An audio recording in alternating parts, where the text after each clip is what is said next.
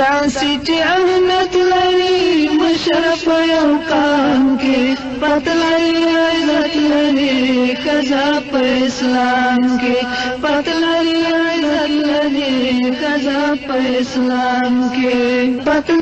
د ژوند لار وړاندې کوونکی مولوي محمد یاسین فهیم. کار به د هوس نه وي مور به وي یا خور به وي ښکلې په حیا به وي مشره د خپل کور به وي. بسم الله الرحمن الرحيم. الحمد لله رب العالمين حمد الشاكرين، الصلاة والسلام على سيد الأنبياء والمرسلين سيدنا ونبينا وشفيعنا ومولانا محمد وعلى آله وأصحابه الطيبين الطاهرين. قدرمنو اوریدونکو د ژوند د لارې د خپرونې مینوالو په سلامونو او نیکو هیلو مو هرکلی کوم. ستاسو روغتیا او خوشحالي زموږ هیله ده، په دې هیله چې د صحت او عافیت جامې هم په تن ولرئ. دا دی زه محمد یاسین فهیم د ژوند د لارې د خپرونې په وړاندې کولو کې ستاسې په چوپړ کې یم، په دې هیله چې دا خپرونه هم ستاسو د پام وړ وګرځي. قدرمنو اوریدونکو، زموږ نننۍ خپرونې موضوع ځانګړې شوې د خاوند حقوق په ښځې باندې، چې د خاوند حقوق په ښځې باندې کوم دي او د مسلمانې ښځې صفتونه څه دي. اوس چې د ښځې په ذمه باندې چې څومره حقوق د خاوند دي، د هغې ټول په تفصیل سره بیانول البته په یو خپرونه او دوه خپرونو درې خپرونو کې نه کیږي. دا ډیر مشکل کار دی، خو زه به دا خپرونه په هغه اهم حقوقو باندې وچلوم چې کوم هغه عمده او اساسي حقونه د خاوند دي په ښځو باندې. پیغمبر علیه الصلاة والسلام د نیکې ښځې 5 صفات بیان کړي دي او دا یو معیار قایم کړی دی چې نیکه او دینداره ښځه هغه ده چې په هغې کې دا 5 صفات موندلی شي. په هغې ښځې کې چې دا 5 صفات چې پیغمبر علیه الصلاة والسلام موږ ته په خپل احادیثو او لارښوونو کې بیان کړي، په هغې کې دا صفات نه وي، نو هغه ښځه کامله او مؤمنه مسلمانه ښځه نشي کیدلی.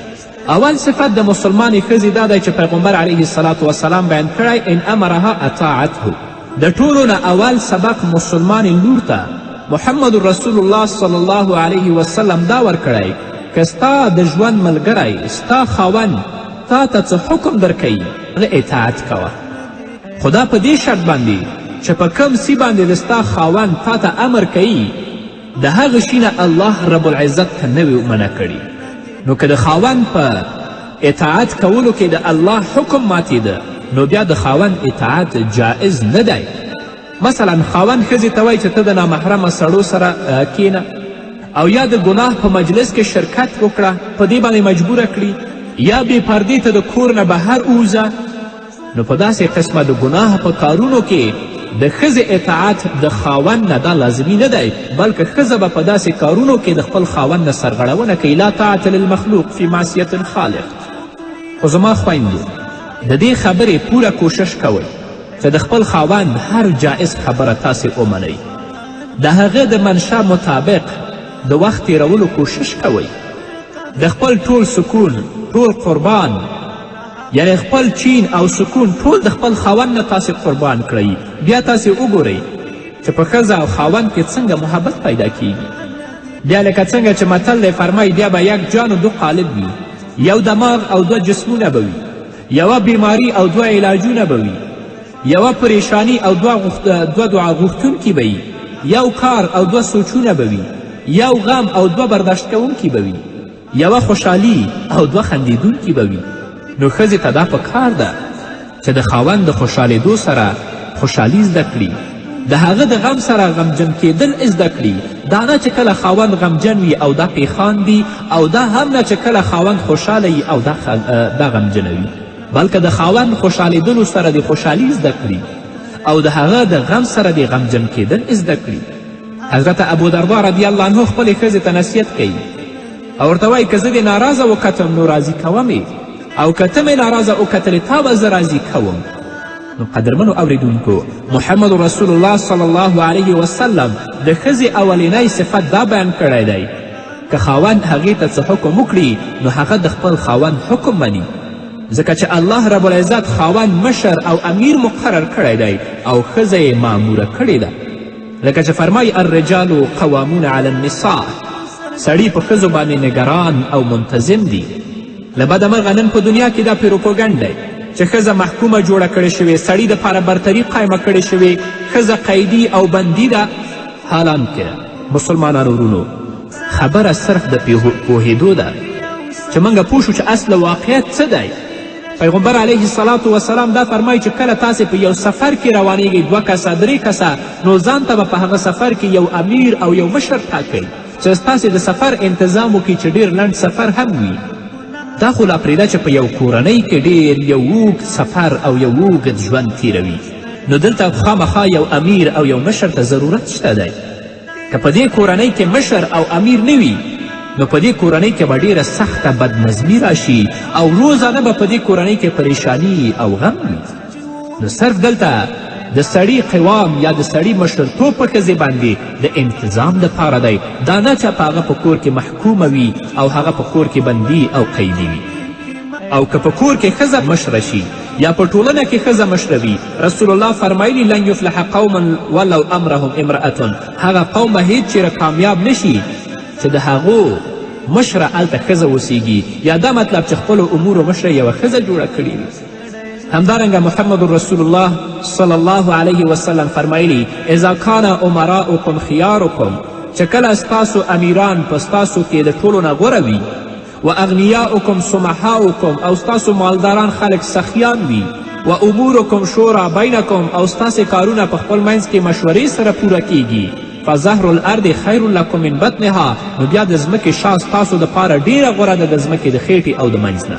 او همدارنګه فرمایي و اذا کان امراؤکم شرارکم، که ستاسې مشران د ستاسو بدترینه خلق وي، و اغنیاؤکم بخلاؤکم، او ستاسې مالداران او مشران هغه بخیلان او بدبخته وي، و امورکم الی نسائکم، و امورکم الی نسائکم، او د ستاسې امور یعنی څه مطلب د ستاسې کارونه ټول ښځو ته سپارل شوي، نو فبطن الارض خیر لکم من ظهرها، بیا د ځمکې خیټه ستاسې دپاره د ځمکې سر نه ډیره غوره ده چې تاسې په ځمکه کې هغه ډېر غوره دی ستاسې دپاره. نو قدرمنو اوریدونکو، تاسې د دې رسول الله د ویناو نه اندازه ولګوئ. هر کله چې یوه ښځه د یو وړوکي کور مشره نشي جوړېدلی، نو د پوره ملک مشر یا د پوره جامعې او د ټولنې مشره به څنګه جوړه شي. پیغمبر علیه الصلاة والسلام په بل حدیث کې د خپل فرمایي چې حضرت عایشه رضی الله عنها د رسول الله نه روایت کوي. پیغمبر علیه السلام فرمایي که ما یو انسان ته حکم ورکولی چې هغه بل انسان ته سجده وکړي، نو ما به ښځې ته حکم ورکړی وی چې هغه خپل خاوند ته سجده وکړي. لو امرت احدا ان یسجد لاحد لامرت المرأة ان تسجد لزوجها. په ښځې باندې داسې اطاعت ضروري دی چې د دې خاوند د دې قابل دی چې حتی ښځه هغه ته سجده وکړي، خو چونکه سجده غیر د الله رب العزت نه بل د چا لپاره جایز نه ده، نو د دې وجې نه داسې حکم رسول الله نه دی ورکړی. همدارنګه رسول الله صلی الله علیه وسلم په بل حدیث کې فرمایي لو ان رجلا امر امرته ان تنقل حجرا من جبل احمر الى جبل اسود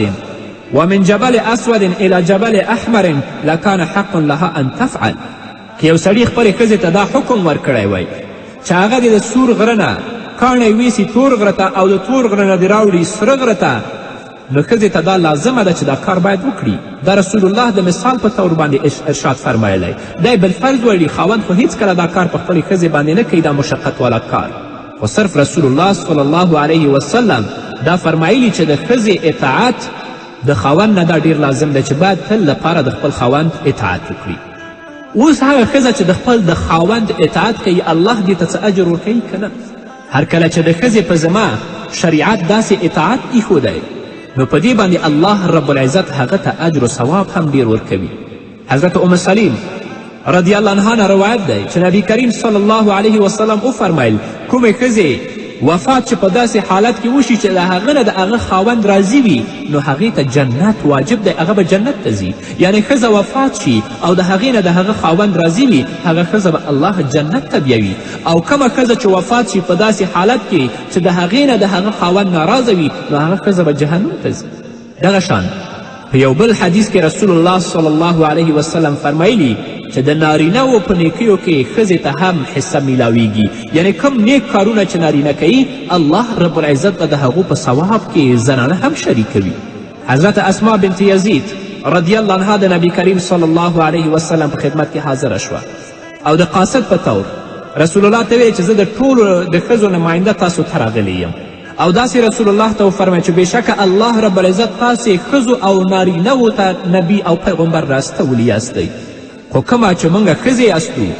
هغه موږ په تا باندې او پر الله رب العزت باندې ایمان راوړی دی خو موږ ښځې په کورنیو کې پابند یو او زموږ سړي په موږ باندې خپل خواهشات پوره کوي د دوی اولادونه موږ په خپلو خېټو کې اوچتوو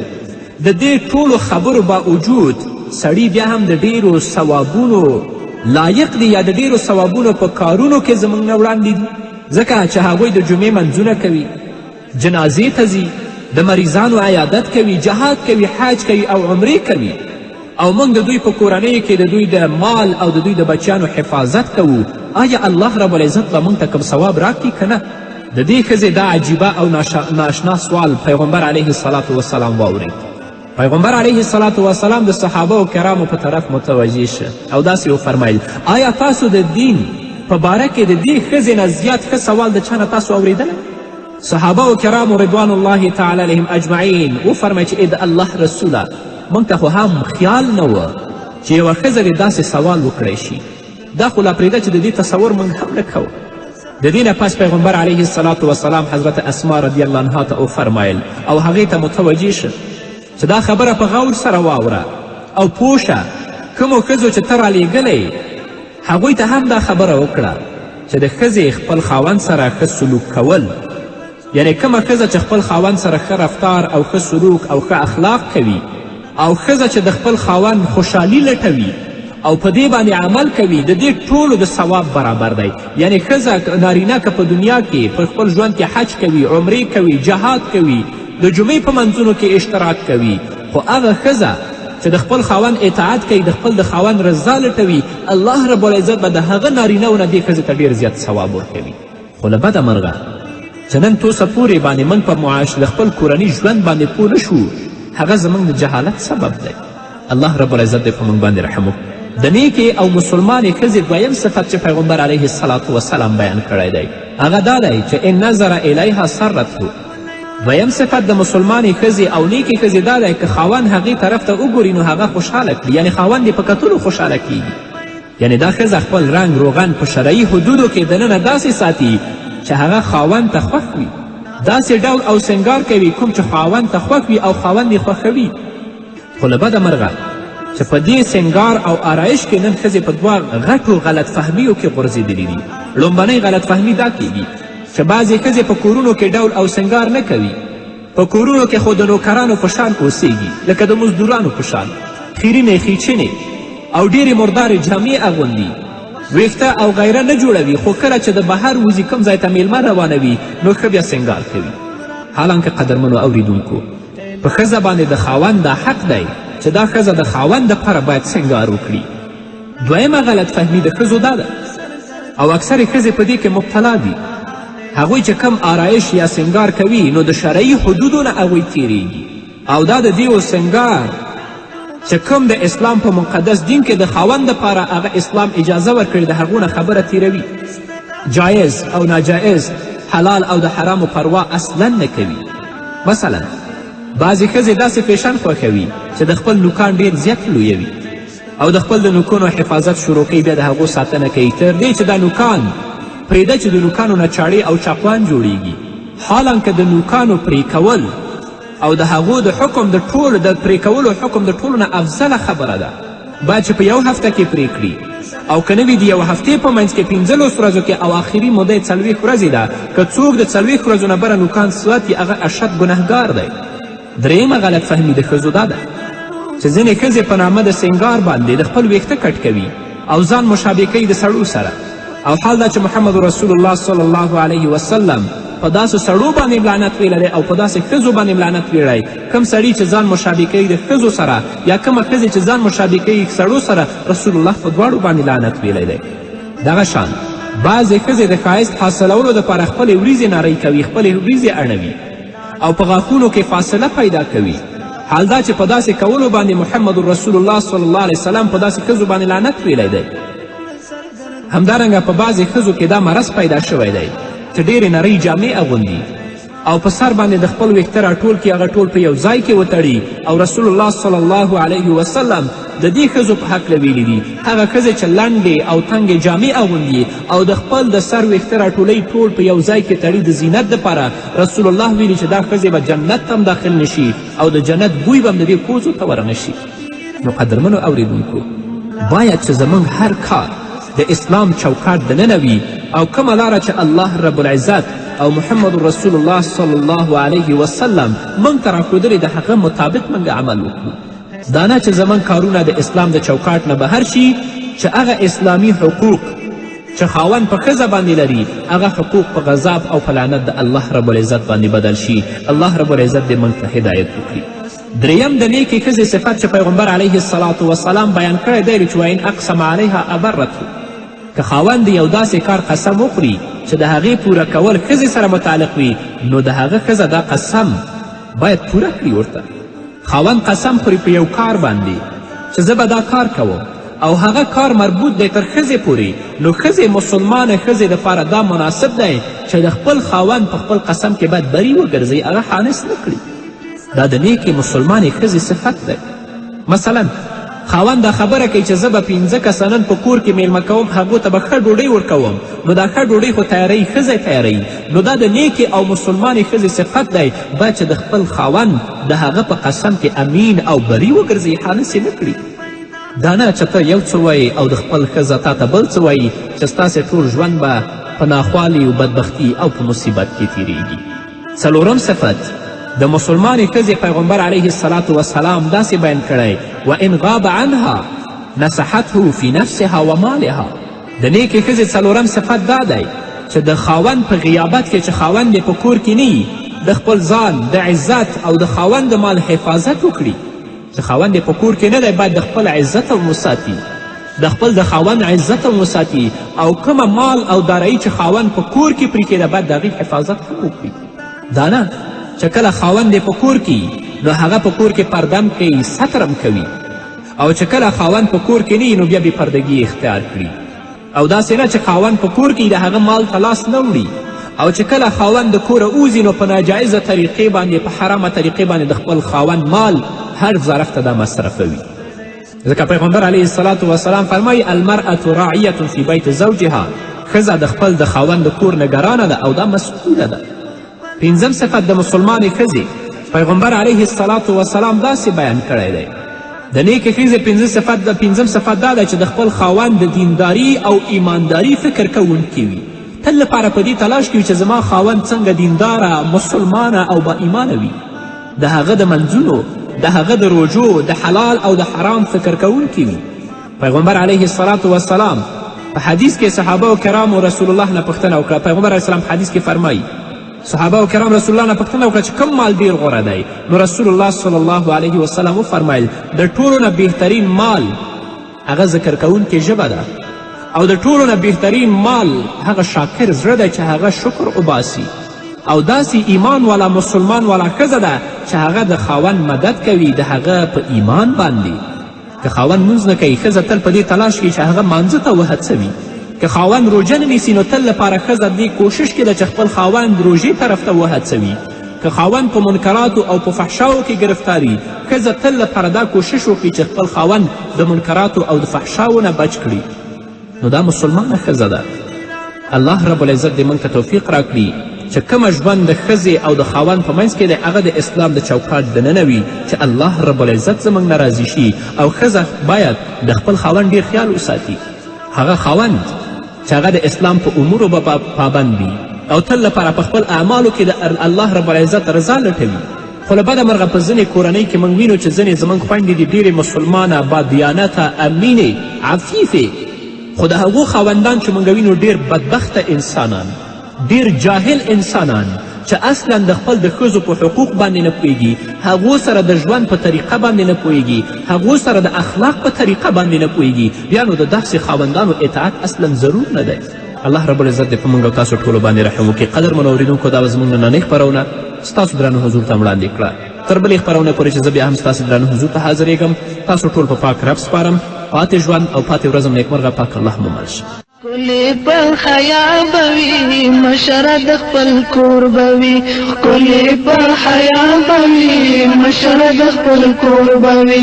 کلی په حیا بوي مشر د خپل کور بوي تل پاک لمنوي شرعي نظام کې پتلري عزت لري غزا په اسلام کې پتلري عزت لري غزا په اسلام کې داسې چې اهمیت لري مشر په یو قام کې پتلري عزت لري غزا په اسلام کې پتلري عزت لري غزا په اسلام کې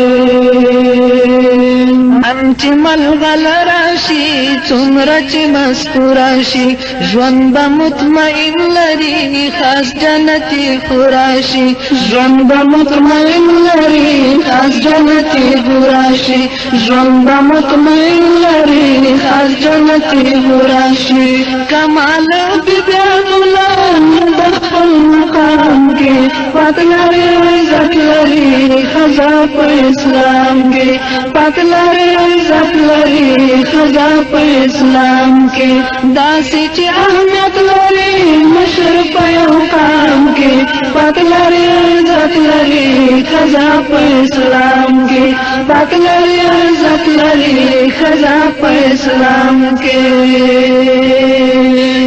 کار بد هوس نوي مور بوي یا خور بوي کلی په حیا بوي مشر د خپل کور بوي کلی په حیا بوي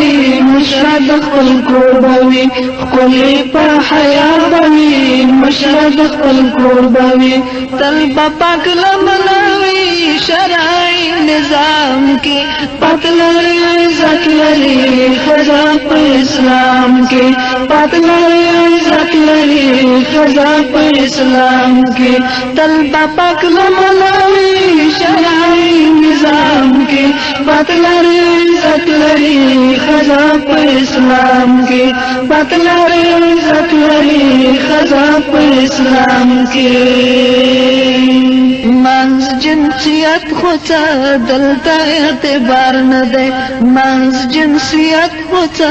دلته اعتبار نه دی پرېږد سراجي نړۍ دا د هغو کار نه دی پرېږد سراجي نړۍ دا د هغو کار نه دی پرېږد سراجي نړۍ دا د هغو کار نه دی هر چاته ټاکلی حد رب خپل کلام کې پتلري عزت لري خزا په اسلام کې پتلري عزت لري خزا په اسلام کې هر چاته ټاکلی حد رب خپل کلام کې پتلري عزت لري خزا په اسلام کې پتلري عزت لري خزا په اسلام کې داسې چې اهمیت لري مشر په یو قام کې پتلري عزت لري خزا په اسلام کې پتلري عزت لري خزا په اسلام کې